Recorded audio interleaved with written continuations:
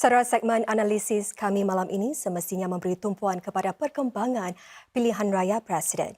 Apa antara perkara yang perlu diberi perhatian menjelang Hari Mengundi pada 1 September nanti?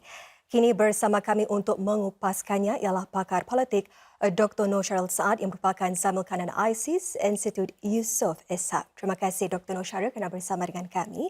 Pertama sekali Doktor, melihat kepada interaksi para calon dengan masyarakat dan juga kenyataan-kenyataan yang dibuat masing-masing sebelum ini, apa yang boleh dijangkakan daripada mereka semasa tempoh berkempen yang kini sudah pun bermula? Pertama sekali kita perlu akur bahawa ada calon yang sudah lebih dikenali berbanding dengan yang lain. Misalnya Encik Tharman Shanmugaratnam, mantan Menteri Kabinet, Encik Tan Kin Lian pernah bertanding pada pilihan raya 2011 dan mungkin Encik Ng Kok Song adalah seseorang muka baru. Justru kempen-kempen mereka ini perlu sesuaikan dengan keadaan ini. Tentu sekali dalam setiap pilihan raya, semua calon pasti mahu meyakinkan rakyat. Saya fikir memandangkan pilihan raya Presiden bukan pilihan raya umum, justru bukan soal dasar, perbincangan dasar yang menjadi perkara utama. Saya fikir 3 perkara yang penting.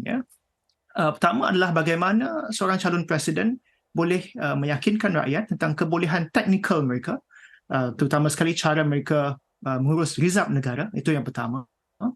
Kedua adalah bagaimana calon-calon meyakinkan rakyat dengan track record mereka, dari segi personality mereka, kejujuran mereka dan sebagainya. Dan yang ketiga yang saya fikir yang paling penting adalah sentuhan kepribadian mereka sepanjang berkempen. Ini aspek yang paling penting kerana mungkin calon-calon perlu cuba mendekati seberapa ramai mungkin rakyat boleh semasa sepanjang kempen ini. Dan dalam pilihan raya Presiden ini sekitar 2.7 juta rakyat layak mengundi. Hampir separuh daripada mereka adalah pengundi kali pertama. Jadi apa yang mungkin diteliti golongan pengundi muda ini khususnya? Mungkin pada saya golongan muda, pengundi muda ini sama juga dengan pengundi pada umumnya. Mereka tidak mengharapkan seorang presiden yang boleh mengubah dasar-dasar negara kerana itu bukan bidang kuasa seorang presiden, itu bidang kuasa parlimen dan juga pemerintah. Dan presiden di Singapura juga bukan tugasnya untuk menyimak atau mengimbang pemerintah.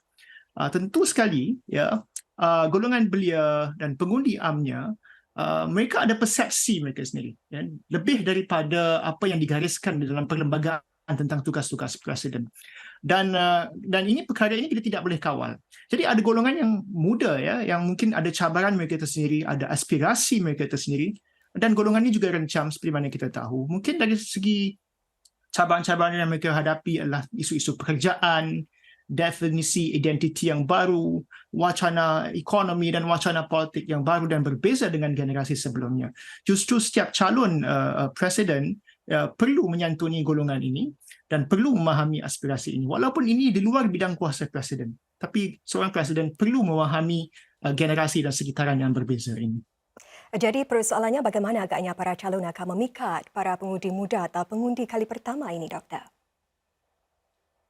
Saya fikir bahawa yang paling penting bagi setiap calon presiden adalah sentuhan kepribadian mereka.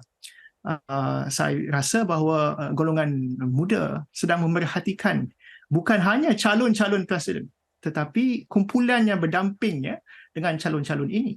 Apakah golongan ini dekat, apakah golongan yang dekat dengan calon-calon presiden ini mewakili mereka? Apakah mereka boleh membawa ide-ide yang baru? Saya lihat mungkin calon-calon yang ada ini lebih cenderung untuk memerhatikan perwakilan kaum sebagai penyetuju atau assenters mereka, tapi kurang memerhatikan tentang sentimen golongan muda. Saya fikir dalam semasa berkempen ini, golongan muda dan golongan belia ini, pengundi pertama ini perlu disantuni dan calon-calon presiden perlu kehadapan dan memahami apakah sebenarnya aspirasi mereka.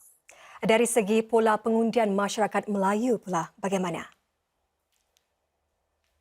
Saya lihat bahawa dari segi masyarakat Melayu ini tidak banyak berbeza dengan masyarakat lain. Tentu sekali aspirasi mereka, harapan mereka terhadap seorang calon presiden itu sama. Tentu sekali yang penting adalah calon-calon presiden ini, siapa pun yang menang, mempunyai sifat empati terhadap masyarakat Melayu. ya, bukan sekadar simbol sahaja, boleh bercakap Melayu dan sebagainya, tapi bersifat yang memahami keadaan mereka. Dan yang penting adalah bukan soal etnik saja, tetapi juga melihat tentang kelas yang berbeza dalam masyarakat. Dan seorang presiden bukan sahaja menyatukan kepelbagaian kaum, tapi juga bagaimana memerangi jurang perbezaan sosioekonomi dalam masyarakat secara amnya. Dr. Noshir, kalau saya boleh tambah ya, Presiden mainkan peranan sebagai tokoh penyatu negara dan setiap Presiden itu memperjuangkan isu yang berbeza-beza. Pada pendapat anda, adakah ini boleh menyebabkan sesetengah golongan masyarakat terasa terasing apabila sesuatu isu lebih menonjol daripada yang lain? Ya, tentu sekali dalam setiap masyarakat moden ini tentu sekali ada pandangan-pandangan yang berbeza, isu-isu yang berbeza. Dan dalam satu isu yang sama juga, misalnya dari segi soal keluarga, soal pendidikan, soal perubahan iklim, kita ada pelbagai golongan dalam masyarakat dan kita hidup dalam satu masyarakat yang rancang.